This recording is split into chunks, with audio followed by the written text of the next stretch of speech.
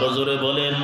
আমার আল্লাহ বলে, ও দুনিয়ার মানুষ, আমি আল্লাহ বলে দিলাম, ওয়ালাউ কুনতুম ফি বুরুজিম মুশাইয়াদা, তুমি মৃত্যুর ভয়ে যদি লোহার পিঞ্জিরার ভিতরে ঢুকো, ওই জায়গায়ও আমার আজরাইল আসেনি। আরো জোরে বলেন।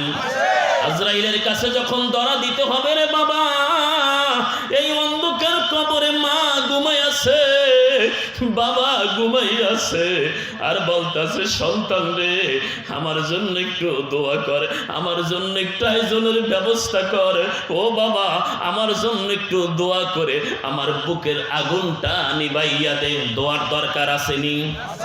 আরো জোরে বলেন। এ বাবা, মৃত্যু কার কার কোন সময় হয় বলা যায় না।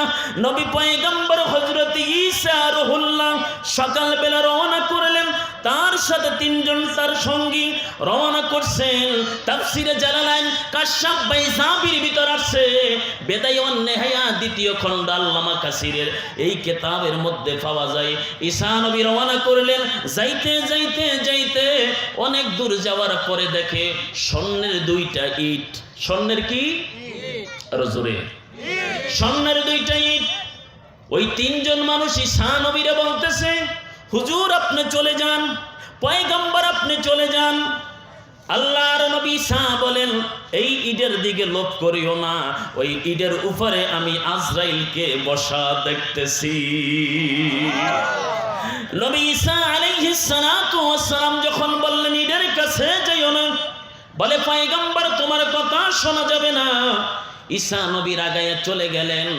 চলে যাওয়ার পরে রে বাবা, ঈসা আলাইহিস সালাম যেই রাস্তা দিয়ে যায়, ওই তিনজনে বসলেন। বসার পরে বলে, নবীর কথা শুনলাম না, যাক নবী নবীর জায়গায় যাক, আমরা আমাদের জায়গায়।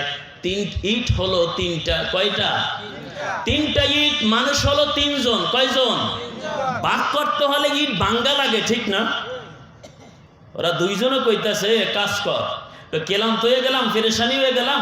এই একজনে যে বাজার থেকে রুটি খামো, আর এই দুইজনে চিন্তা করতেছে ওইজন বাজার থেকে আইবে, আমরা তিনজন, আর ইট হইল দুইটা, এটা ভাগ করতে হলে তো ভাঙতে হবে। এটা কাজ কর, ওই যখন আসবে ওই সময় আমরা দুইজন পাথর মেরে ওরে বিদায় করে দিব। জোরে কর নাউজুবিল্লাহ। এই কথা বলছে। আর ওই ব্যক্তি চিন্তা করে ইট হলো দুইটা, লোক হলো তিনটা, তিনজন, তাহলে ইট তো ভাগ করতে হবে, তাই ওইভাবে করব না। বাজার থেকে রুটি নিলেন, রুটি নিয়ে বিষ মাখাইয়া করা দিবে, খাইয়া যাবে, আমি ইট নিব।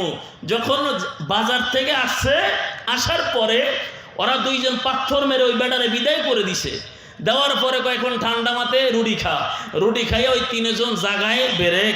কিছুক্ষণ পর ঈসা নবী আইসা দেখে তিনজন হোতাইয়া রইছে। আল্লাহর নবী ঈসা নবী বলতেছে, কুম বিজনিল্লাহ, আল্লাহর হুকুমে জিন্দা হইয়া যা। সাথে সাথে তিনজন জিন্দা হইয়া গেছে। আরো জোরে বলেন। নবী ঈসা নবী